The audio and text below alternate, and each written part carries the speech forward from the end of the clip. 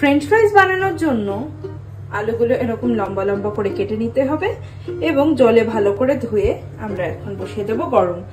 এর মধ্যে অ্যাড করে দেবো কিছুটা নুন।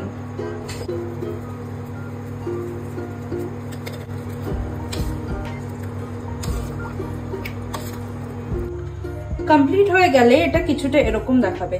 এরপরে এটাকে করে নেব ড্রেন করে শুকোতে দেব। ভালো করে ড্রেন করা হয়ে গেছে। এবার এগুলোকে আমরা নিউজ পেপারের উপরে বিছিয়ে শুকিয়ে নেব।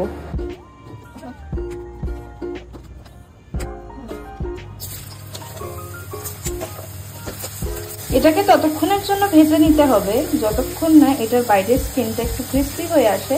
স্কিনগুলো আলুর কিছুটা এরকম দেখতে হবে। এরপর এগুলোকে ভালো করে ড্রেন করে তুলে দিতে হবে। এবার এর মধ্যে একটু সল্ট দিয়ে ফ্রিজ করে দেব। তার আগে ভালো করে টস করে নেব যাতে সল্টগুলো পুরো সব ফ্রেঞ্চ ফ্রাইজের উপরে লেগে যায়। এবার এটাকে রেখে দেবো ফ্রিজারে। যখনই ইচ্ছা হবে বের করে ফ্রাই করে। আমাদের ফ্রেঞ্চ ফ্রাইজ তৈরি। এটা এবার পুটুকে দেবো। হ্যাভ ইট।